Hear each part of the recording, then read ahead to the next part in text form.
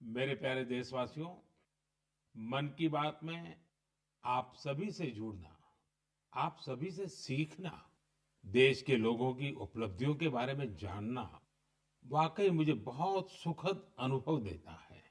एक दूसरे के साथ अपनी बातें साझा करते हुए, अपनी मन की बात करते हुए हमें पता ही नहीं चला कि इस कार्यक्रम ने 125 एपिसोड पूरे कर लिए। आज इस कार्यक्रम का 126वां एपिसोड है और आज के दिन के साथ कुछ विशेषताएं भी जुड़ी हैं। आज भारत की दो महान विभूतियों की जयंती है। मैं बात कर रहा हूं शहीद भगत सिंह और लता दीदी की। साथियों, अमर शहीद भगत सिंह हर भारतवासी, विशेषकर देश के युवाओं के लिए एक प्रेरणा पुंज है। निर्भीकता उनके स्वभाव में कूट कूट कर भरी थी। देश के लिए फांसी के फंदे पर झूलने से पहले भगत सिंह जी ने अंग्रेजों को एक पत्र भी लिखा था। उन्होंने कहा था कि मैं चाहता हूं कि आप मुझे और मेरे साथियों से युद्ध बंदी जैसा व्यवहार करें। इसलिए हमारी जान फांसी से नहीं, सीधा गोली मारकर ली जाए। यह उनके अदम्य साहस का प्रमाण है। भगत सिंह जी लोगों की पीड़ा के प्रति भी बहुत संवेदनशील थे और उनकी मदद में हमेशा आगे रहते थे। मैं शहीद भगत सिंह जी को आदरपूर्वक श्रद्धांजलि अर्पित करता हूं। साथियों, आज लता मंगेशकर की भी जयंती है। भारतीय संस्कृति और संगीत में रुचि रखने वाला कोई भी उनके गीतों को सुनकर अभिभूत हुए बिना नहीं रह सकता। उनके गीतों में वो सब कुछ है जो मानवीय संवेदनाओं को झकझोरता है। उन्होंने देशभक्ति के जो गीत गाए, उन गीतों ने लोगों को बहुत प्रेरित किया। भारत की संस्कृति से भी उनका गहरा जुड़ाव था। मैं लता दीदी के लिए हृदय से अपनी श्रद्धांजलि प्रकट करता हूँ। साथियों, लता दीदी जिन महाविभूतियों से प्रेरित थी, उनमें वीर सावरकर भी एक है, जिन्हें वो तात्या कहती थी। उन्होंने वीर सावरकर जी के कई गीतों को भी अपने सुरों में पिरोया। लता दीदी से मेरा स्नेह का जो बंधन था, वो हमेशा कायम रहा। वो मुझे बिना भूले हर साल राखी भेजा करती थी। मुझे याद है, मराठी सुगम संगीत की महान हस्ती सुधीर फडके जी ने सबसे पहले लता दीदी से मेरा परिचय कराया था और मैंने लता दीदी को कहा कि मुझे आपके द्वारा गाया और सुधीर जी द्वारा संगीतबद्ध गीत ज्योति कलश छलके बहुत पसंद है। साथियों, आप भी मेरे साथ इसका आनंद लीजिए।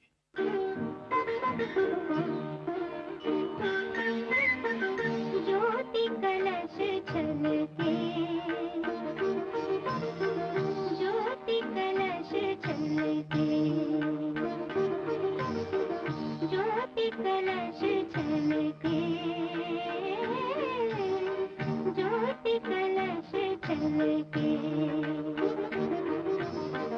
वे गुलाबी लाल सुनहरे रंग दरबार के, ज्योति कलश छलके। मेरे प्यारे देशवासियों, नवरात्रि के इस समय में हम शक्ति की उपासना करते हैं। हम नारी शक्ति का उत्सव मनाते हैं। बिजनेस से लेकर स्पोर्ट्स तक और एजुकेशन से लेकर साइंस तक, आप किसी भी क्षेत्र को लीजिए, देश की बेटियां हर जगह अपना परचम लहरा रही है। आज वे ऐसी चुनौतियों के भी पार कर रही हैं जिनकी कल्पना तक मुश्किल है। अगर मैं आपसे ये सवाल करूं, क्या आप समंदर में लगातार 8 महीने रह सकते हैं?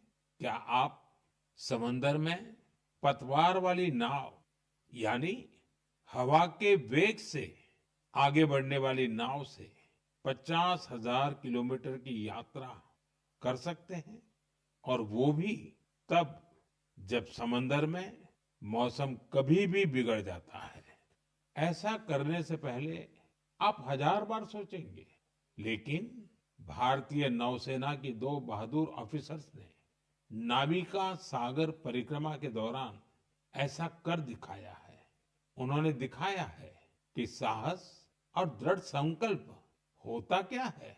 आज मैं मन की बात के श्रोताओं को इन दो जाबाज ऑफिसर से मिलवाना चाहता हूँ। एक है लेफ्टिनेंट कमांडर दिलना और दूसरी है लेफ्टिनेंट कमांडर रूपा। ये दोनों ऑफिसर्स हमारे साथ फोन लाइन पर जुड़ी हुई हैं। हेलो। Hello sir. नमस्कार जी। नमस्कार सर। तो मेरे साथ लेफ्टिनेंट कमांडर दिलना और लेफ्टिनेंट कमांडर रूपा दोनों हैं आप साथ में? जी सर, दोनों है। चलिए आप दोनों को नमस्कारम और वणक्कम। वणक्कम सर। नमस्कारम सर। अच्छा, सबसे पहले तो देशवासी सुनना चाहते हैं आप दोनों के बारे में, आप जरा बताइए। सर मैं लेफ्टिनेंट कमांडर दिलना हूँ और मैं इंडियन नेवी में लॉजिस्टिक्स कैडर से हूँ सर। मैं नेवी में 2014 में कमीशन हुई थी सर और मैं केरला में कोझिकोड से हूँ। सर मेरा फादर आर्मी में थे और मेरा मदर हाउसवाइफ है। मेरा हस्बैंड भी इंडियन नेवी में ऑफिसर है सर और मेरा सिस्टर एनसीसी में नौकरी करती है। जय हिंद सर। मैं लेफ्टिनेंट कमांडर रूपा हूँ और मैं navy 2017 naval armament inspection cadre में ज्वाइन किया है और मेरे फादर तमिलनाडु से है और मेरे मदर पौंडीचेरी से है। मेरे फादर एयरफोर्स में थे सर। एक्चुअली डिफेंस ज्वाइन करने के लिए मुझे उनसे ही प्रेरणा मिली और मेरी मदर होम मेकर थी। अच्छा दिलना और रूपा, आपसे मैं जानना चाहूंगा कि आपकी ये जो सागर परिक्रमा में आपका एक्सपीरियंस देश सुनना चाहता है और मैं पक्का मानता हूँ ये कोई सरल काम नहीं है, कई कठिनाइयां आई होगी, बहुत मुश्किलें आपको पार करनी पड़ी होगी। जी सर, मैं आपको ये बोलना चाहती हूँ कि लाइफ में सर एक बार हमें ऐसा मौका मिलता है जो हमारी जिंदगी बदल देती है सर। और ये सर्कम नेविगेशन वो हमारे लिए ऐसी एक अपॉर्चुनिटी थी जो इंडियन नेवी और इंडियन गवर्नमेंट ने हमें दिया है। और इस एक्सपेडिशन में हम लगभग 47,500 किलोमीटर सेल किया सर। हमने 2 अक्टूबर 2024 को निकला गोवा से और 29 मई 2025 को वापस आया। और इस एक्सपेडिशन हमें कंप्लीट करने के लिए 238 डेज लगे सर और 238 डेज हम सिर्फ दोनों थे सर इस बोट पे। और सर एक्सपेडिशन के लिए हमने 3 साल की तैयारी की, नेविगेशन से लेके कम्युनिकेशन, इमरजेंसी डिवाइसेस को कैसे ऑपरेट करना, डाइविंग कैसे करते हैं और बोट में कुछ भी तरह की इमरजेंसी हो जैसे मेडिकल इमरजेंसी से हो कैसे मैनेज करना, ये सब के बारे में हमें इंडियन नेवी ने ट्रेनिंग दिया सर। और इस यात्रा में सबसे मेमोरेबल मोमेंट में बोलना चाहती हूँ सर कि हमने भारत की झंडा पॉइंट नीमो पर लहराया सर। सर पॉइंट नीमो दुनिया की सबसे रिमोटेस्ट लोकेशन पे है सर। वहाँ से सबसे पास कोई इंसान है तो वो इंटरनेशनल स्पेस स्टेशन में है और वहाँ पे एक सेल बोट में पहुंचने वाला पहला भारतीय और पहला एशियन और दुनिया के पहला इंसान हम बने सर। और ये हमारे लिए गर्व की बात है सर। वाह, बहुत बहुत बधाई आपको। Thank you sir. आपके साथी भी कुछ कहना चाहते हो? सर मैं ये कहना चाहती हूँ कि ये सेल बोट से ये दुनिया का सर्कम नेविगेशन जो किया है उनका नंबर माउंट एवरेस्ट पहुंचने वाला के नंबर से बहुत कम है। और एक्चुअली जो सेल बोट से अकेले जो सर्कम नेविगेशन करते हैं उनके नंबर जो स्पेस में गए हैं उनके नंबर से भी बहुत कम है। अच्छा, इतनी कॉम्प्लेक्स जर्नी के लिए बहुत टीम वर्क की जरूरत होती है और वहां तो टीम में आप दो ही ऑफिसर्स थे, आप लोगों ने कैसे मैनेज किया इसको? जी सर, ऐसे यात्रा के लिए हम दोनों को एक साथ मेहनत करना पड़ता था और जैसे लेफ्टिनेंट कमांडर दिलना ने बोला ये अचीव करने के लिए सिर्फ दोनों था बोट पे और हम बोट रिपेयरर थी, इंजन मैकेनिक थी, sail maker, medical assistant, cook, cleaner, diver, navigator और सब कुछ एक साथ बनना पड़ता था। और ये हमको अचीव करने के लिए इंडियन नेवी का बड़ा कंट्रीब्यूशन था और हमको हर तरह की ट्रेनिंग दिया है। एक्चुअली सर, हम 4 साल से साथ सेल कर रहे हैं, तो एक दूसरे की स्ट्रेंथ और वीकनेस हम अच्छी तरह से जानते हैं। इसलिए हम सबको कहते हैं कि हमारे बोट पर एक इक्विपमेंट थी जो कभी फेल नहीं हुआ, वो हम दोनों का टीम वर्क था। अच्छा, जब मौसम खराब होता था, क्योंकि ये समुद्री दुनिया तो ऐसी है जहाँ मौसम का कोई ठिकाना नहीं, तो आप उस सिचुएशन को कैसे हैंडल करते थे? सर, हमारा यात्रा में बहुत सारा एडवर्स चैलेंजेस सब थे सर। हम इस एक्सपेडिशन में कई चैलेंजेस फेस करना पड़ा। स्पेशली सर, सदर्न ओशन में हमेशा मौसम बुरा होता है। हमें 3 तूफानों को भी फेस करना पड़ा। और सर, हमारा बोट सिर्फ 17 मीटर का है और लेंथ में उसका विड्थ है सिर्फ 5 मीटर। तो कभी कभी कुछ लहरें आती थी जो 3 स्टोरी बिल्डिंग से भी बड़ी थी सर। और हमने बहुत ज्यादा गर्मी और बहुत ज्यादा सर्दी दोनों फेस किया है हमारे जर्नी में। अंटार्कटिका में सर, जब हम सेल कर रहे थे, हमारा टेम्परेचर 1 डिग्री सेल्सियस और 90 किलोमीटर पर आवर का हवा दोनों एक साथ हमको सामना करना पड़ा था। और हमने ठंड से बचने के लिए 6 to 7 लेयर कपड़े एक साथ पहनते थे और पूरा सदर्न ओशन हमने ऐसी 7 लेयर ऑफ क्लोथिंग से किया सर। एंड कभी कभी हम गैस स्टोव लेके हमारा हाथ को गर्म करते थे सर। और कभी ऐसे सिचुएशंस भी होते हैं जब हवा बिल्कुल नहीं होता है और हम सेल्स पूरा नीचे करके हम ड्रिफ्ट होते रहता है। और ऐसे वाले सिचुएशन में एक्चुअली सर हमारे पेशेंस टेस्ट होता है। लोगों को सुन करके भी बहुत हैरानी होगी कि हमारे देश की बेटियां ऐसा कष्ट उठा रही है। अच्छा, इस परिक्रमा के दौरान आप अलग अलग देशों में रुकती भी रही, वहाँ क्या एक्सपीरियंस होता था? जब भारत की 2 बेटियों को लोग देखते होंगे तो उनके मन में बहुत सारी बातें रहती होगी। जी सर, हमको बहुत अच्छा एक्सपीरियंस मिला सर। हमने 8 महीनों में 4 जगह पे रुकी थी sir. Australia, New Zealand, port Stanley और साउथ अफ्रीका सर। हर जगह पे एवरेज कितना समय रुकना होता था? सर, हमने 14 डेज स्टे किया सर, एक जगह पे। एक जगह पे 14 डेज? Correct sir. और सर, हमने दुनिया के हर कोने में भारतीय को देखे सर। वो भी बहुत एक्टिव और बहुत कॉन्फिडेंस के साथ भारत का नाम रोशन कर रहे हैं। और हमको ऐसे लगा कि हमारा जो सक्सेस है सर, वो अपना भी सक्सेस समझते थे। एंड हर जगह पे हमें अलग अलग एक्सपीरियंस मिला। जैसे ऑस्ट्रेलिया में वेस्टर्न ऑस्ट्रेलियन पार्लियामेंट के स्पीकर ने हमें बुलाया, वो हमें बहुत मोटिवेट किया सर। और हमेशा ये ऐसे सब चीज होता है सर, हमें बहुत गर्व होता था। और जब न्यूजीलैंड में गए तब माओरी लोगों ने हमें स्वागत किया और हमारा भारतीय कल्चर के लिए बहुत रेस्पेक्ट दिखाया सर। एंड एक इम्पोर्टेंट चीज है सर, पोर्ट स्टैनली एक रिमोट आइलैंड है सर, वो साउथ अमेरिका के पास है। वहाँ पे टोटल पॉपुलेशन सिर्फ 3500 है सर। लेकिन वहाँ हमने एक मिनी इंडिया देखा एंड वहाँ पे 45 इंडियंस थे। उन्होंने हमें अपना समझा और हमें घर जैसा महसूस कराया सर। अच्छा, देश की उन बेटियों के लिए आप दोनों क्या मैसेज देना चाहेगी जो आपकी तरह ही कुछ अलग करना चाहती हैं? सर, मैं लेफ्टिनेंट कमांडर रूपा बोल रही हूँ अभी। मैं आपके माध्यम से मैं सबको ये कहना चाहती हूँ कि अगर कोई भी अपने दिल लगा के मेहनत किया तो इस दुनिया में कुछ भी इम्पॉसिबल नहीं है। आप कहाँ से हो, कहाँ पैदा हुआ है, वो कुछ मैटर नहीं करता। सर, ये हम दोनों का इच्छा है कि भारत की युवा और महिलाएं बड़े बड़े सपना देखें और फ्यूचर में और गर्ल्स और विमेन डिफेंस में, स्पोर्ट्स में, एडवेंचर में शामिल होके देश का नाम रोशन करें। दिलना और रूपा, आपकी बातें सुनकर मुझे भी बहुत रोमांच अनुभव हो रहा है कि कितना बड़ा साहस आपने किया है। आप दोनों को मेरी तरफ से बहुत बहुत धन्यवाद। निश्चित तौर पर आपकी मेहनत, आपकी सफलता, आपकी अचीवमेंट देश के युवकों को, देश की युवतियों को बहुत प्रेरित करेगी। ऐसे ही तिरंगा लहराते रहिए। भविष्य के प्रयासों के लिए आपको मेरी ढेरों शुभकामनाएं। Thank you sir. बहुत बहुत धन्यवाद। वणक्कम, नमस्कारम। नमस्कार सर। साथियों, हमारे पर्व त्योहार भारत की संस्कृति को जीवंत बनाए रखते हैं। छठ पूजा ऐसा एक पावन पर्व है जो दिवाली के बाद आता है। सूर्य देव को समर्पित यह महापर्व बहुत ही विशेष है। इसमें हम डूबते सूर्य को भी अर्घ्य देते हैं, उनकी आराधना करते हैं। छठ न सिर्फ देश के अलग अलग हिस्सों में मनाई जाती है, बल्कि दुनिया भर में इसकी छठा देखने को मिलती है। आज यह एक ग्लोबल फेस्टिवल बन रहा है।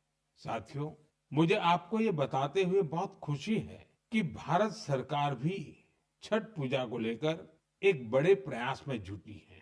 भारत सरकार छठ महापर्व को यूनेस्को की इंटेंजिबल कल्चरल हेरिटेज लिस्ट यानी यूनेस्को की सांस्कृतिक धरोहर की सूची में शामिल कराने का प्रयास कर रही है। छठ पूजा जब यूनेस्को की सूची में शामिल होगी तो दुनिया के कोने-कोने में लोग इसकी भव्यता और दिव्यता का अनुभव कर पाएंगे। साथियों, कुछ समय पहले भारत सरकार के ऐसे ही प्रयासों से कोलकाता की दुर्गा पूजा भी यूनेस्को की इस लिस्ट का हिस्सा बनी है। हम अपने सांस्कृतिक आयोजनों को ऐसे ही वैश्विक पहचान दिलाएंगे तो दुनिया भी उनके बारे में जानेगी, समझेगी, उनमें शामिल होने के लिए आगे आएगी। साथियों, 2 अक्टूबर को गांधी जयंती है। गांधी जी ने हमेशा स्वदेशी को अपनाने पर बल दिया और उनमें खादी सबसे प्रमुख थी। दुर्भाग्य से आजादी के बाद खादी की रौनक कुछ फीकी पड़ती जा रही थी, लेकिन बीते 11 साल में खादी के प्रति देश के लोगों का आकर्षण बहुत बढ़ गया है। पिछले कुछ वर्षों में खादी की बिक्री में बहुत तेजी देखी गई है। मैं आप सभी से आग्रह करता हूं कि 2 अक्टूबर को कोई न कोई खादी प्रोडक्ट जरूर खरीदें। गर्व से कहें, ये स्वदेशी है। इसे सोशल मीडिया पर #वोकल फॉर लोकल के साथ शेयर भी करें। साथियों, खादी की तरह ही हमारे हैंडलूम और हैंडीक्राफ्ट सेक्टर में भी काफी बदलाव देखने को मिल रहा है। आज हमारे देश में ऐसे कई उदाहरण सामने आ रहे हैं जो बताते हैं कि अगर परंपरा और इनोवेशन को एक साथ जोड़ दिया जाए तो अद्भुत परिणाम मिल सकते हैं। जैसे एक उदाहरण तमिलनाडु के याज नेचुरल्स का है। यहाँ अशोक जगदीशन जी और प्रेम साल्वाराज जी ने कॉर्पोरेट नौकरी छोड़ एक नई पहल की। उन्होंने घास और केला फाइबर से योगा मैट बनाए, हर्बल रंगों से कपड़े रंगे और 200 परिवारों को ट्रेनिंग देकर उन्हें रोजगार दिया। झारखंड के आशीष सत्यव्रत साहू जी ने जोहार ग्राम ब्रांड के जरिए आदिवासी बुनाई और परिधानों को ग्लोबल रैंप तक पहुंचाया है। उनके प्रयासों से आज झारखंड की सांस्कृतिक धरोहर को दूसरे देशों के लोग भी जानने लगे हैं। बिहार के मधुबनी जिले की स्वीटी कुमारी जी ने उन्होंने भी संकल्प क्रिएशन शुरू किया है। मिथिला पेंटिंग को उन्होंने महिलाओं की आजीविका का साधन बना दिया है। आज 500 से ज्यादा ग्रामीण महिलाएं उनके साथ जुड़ी हैं और आत्मनिर्भरता की राह पर है। सफलता की ये सभी गाथाएं हमें सिखाती हैं कि हमारी परंपराओं में आय के कितने ही साधन छिपे हुए हैं। अगर इरादा पक्का हो तो सफलता हमसे दूर नहीं जा सकती। मेरे प्यारे देशवासियों, अगले कुछ ही दिनों में हम विजयादशमी मनाने वाले हैं। इस बार विजयादशमी एक और वजह से बहुत विशेष है। इसी दिन राष्ट्रीय स्वयंसेवक संघ की स्थापना के 100 वर्ष हो रहे हैं। एक शताब्दी की ये यात्रा जितनी अद्भुत है, अभूतपूर्व है, उतनी ही प्रेरक है। आज से 100 साल पहले जब राष्ट्रीय स्वयंसेवक संघ की स्थापना हुई थी, तब देश सदियों से गुलामी की जंजीरों में बंधा था। सदियों की इस गुलामी ने हमारे स्वाभिमान और आत्मविश्वास को गहरी चोट पहुंचाई थी। विश्व की सबसे प्राचीन सभ्यता के सामने पहचान का संकट खड़ा किया जा रहा था। देशवासी हीन भावना का शिकार होने लगे थे। इसलिए देश की आजादी के साथ साथ ये भी महत्वपूर्ण था कि देश वैचारिक गुलामी से भी आजाद हो। ऐसे में परम पूज्य डॉक्टर हेडगेवार जी ने इस विषय में मंथन करना शुरू किया और फिर इसी भगीरथ कार्य के लिए उन्होंने 1925 में विजयादशमी के पावन अवसर पर राष्ट्रीय स्वयंसेवक संघ की स्थापना की। डॉक्टर साहब के जाने के बाद परम पूज्य गुरु जी ने राष्ट्र सेवा के इस महायज्ञ को आगे बढ़ाया। परम पूज्य गुरु जी कहा करते थे, राष्ट्राय स्वाहा इदम राष्ट्राय इदम न मम, यानी ये मेरा नहीं है, ये राष्ट्र का है। इसमें स्वार्थ से ऊपर उठकर राष्ट्र के लिए समर्पण का भाव रखने की प्रेरणा है। गुरुजी गोलवलकर जी के इस वाक्य ने लाखों स्वयंसेवकों को त्याग और सेवा की राह दिखाई। त्याग और सेवा की भावना और अनुशासन की सीख, यही संघ की सच्ची ताकत है। आज आरएसएस 100 वर्ष से बिना थके, बिना रुके राष्ट्र सेवा के कार्य में लगा हुआ है। इसलिए हम देखते हैं देश में कहीं भी प्राकृतिक आपदाएं, आरएसएस के स्वयंसेवक सबसे पहले वहां पहुंच जाते हैं। लाखों लाख स्वयंसेवकों के जीवन के हर कर्म, हर प्रयास में राष्ट्र प्रथम, नेशन फर्स्ट की यह भावना हमेशा सर्वोपरि रहती है। मैं राष्ट्र सेवा के महायज्ञ में स्वयं को समर्पित कर रहे प्रत्येक स्वयंसेवक को अपनी शुभकामनाएं अर्पित करता हूं। मेरे प्यारे देशवासियों, अगले महीने 7 अक्टूबर को महर्षि वाल्मीकि जयंती है। हम सब जानते हैं महर्षि वाल्मीकि भारतीय संस्कृति के कितने बड़े आधार है। ये महर्षि वाल्मीकि ही थे जिन्होंने हमें भगवान राम की अवतार कथाओं से इतने विस्तार से परिचित करवाया था। उन्होंने मानवता को रामायण जैसा अद्भुत ग्रंथ दिया। साथियों, रामायण का ये प्रभाव उसमें समाहित भगवान राम के आदर्शों और मूल्यों के कारण है। भगवान राम ने सेवा, समरसता और करुणा से सबको गले लगाया था। इसलिए हम देखते हैं महर्षि वाल्मीकि की रामायण के राम माता शबरी और निषाद राज के साथ ही पूर्ण होते हैं। इसलिए साथियों, अयोध्या में जब राम मंदिर का निर्माण हुआ तो साथ में निषाद राज और महर्षि वाल्मीकि का भी मंदिर बनाया गया है।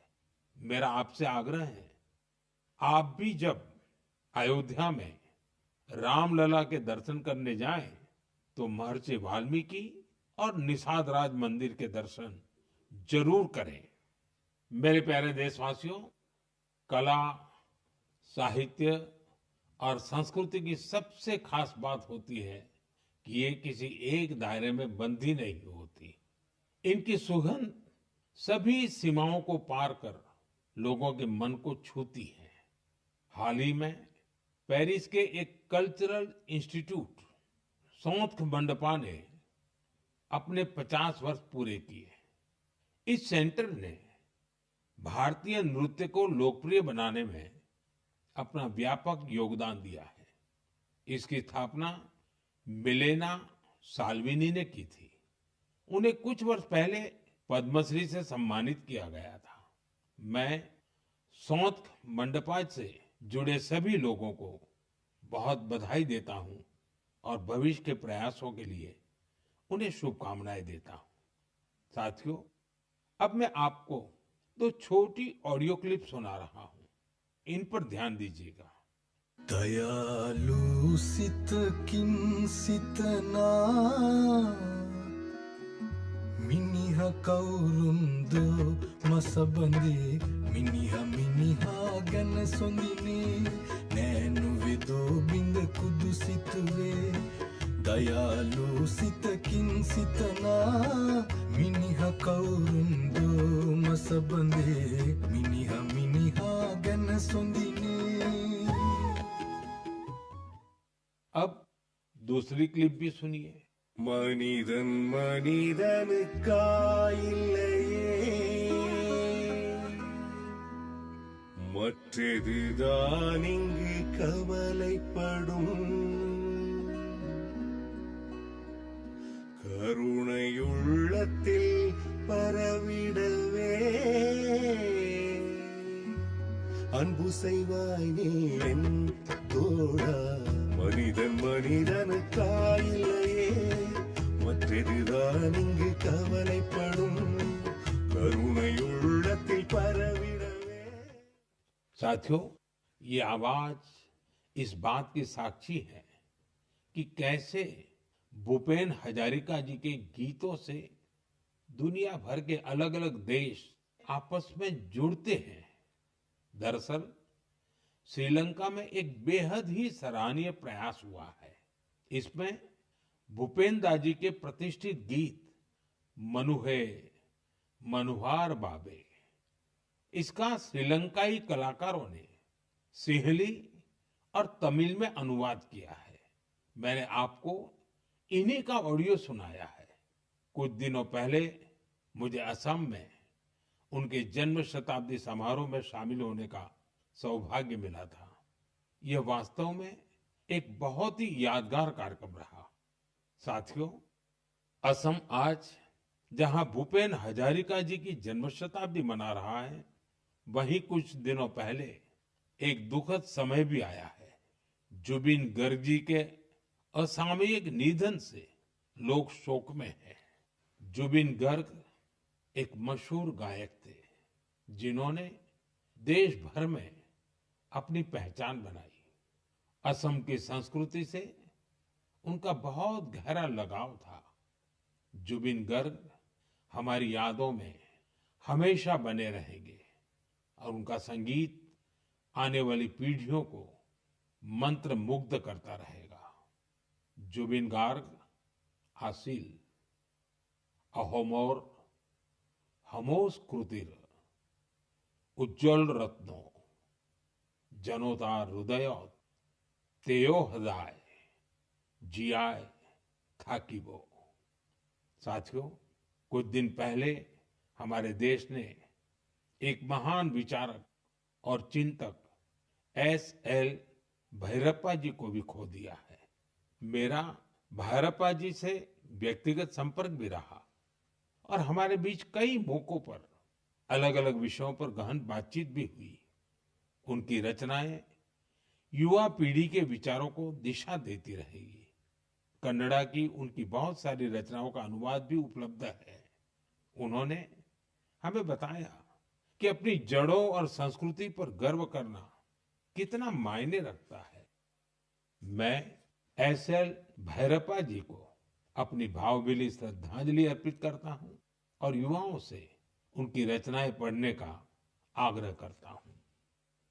मेरे प्यारे देशवासियों, आने वाले दिनों में एक के बाद एक त्योहार और खुशियां आने वाली हैं। हर पर्व पर हम खरीदारी भी खूब करते हैं और इस बार तो GST बचत उत्सव भी चल रहा है। साथियों, एक संकल्प लेकर आप अपने त्योहारों को और खास बना सकते हैं। अगर हम ठान लें कि इस बार त्योहार सिर्फ स्वदेशी चीजों से ही मनाएंगे, तो देखिएगा हमारे उत्सव की रौनक कई गुना बढ़ जाएगी। वोकल फॉर लोकल को खरीदारी का मंत्र बना दीजिए। ठान लीजिए हमेशा के लिए जो देश में तैयार हुआ है वही खरीदेंगे। जिसे देश के लोगों ने बनाया है वही घर ले जाएंगे। जिसमें देश के किसी नागरिक की मेहनत है उसी सामान का उपयोग करेंगे।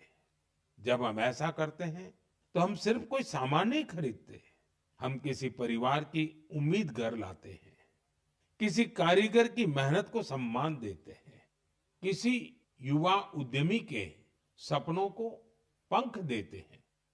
साथियों, त्योहारों पर हम सब अपने घर की सफाई में जुट जाते हैं, लेकिन स्वच्छता सिर्फ घर की चार दीवारी तक सीमित न रहे। गली, मोहल्ला, बाजार, गांव, हर जगह पर सफाई हमारी जिम्मेदारी बने।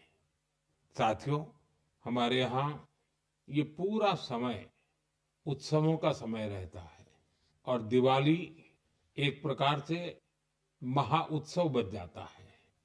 मैं आप सबको आने वाली दीपावली की भी बहुत बहुत शुभकामनाएं देता हूं, लेकिन साथ साथ फिर से दोहराऊंगा, हमें आत्मनिर्भर बनना है, देश को आत्मनिर्भर बना करके ही रहना है और उसका रास्ता स्वदेशी से ही आगे बढ़ता है। साथियों, मन की बात में इस बार इतना ही। अगले महीने फिर नई गाथाओं और प्रेरणाओं के साथ मुलाकात करूंगा। तब तक आप सबको शुभकामनाएं। बहुत बहुत धन्यवाद। एक मिनट क्या हुआ?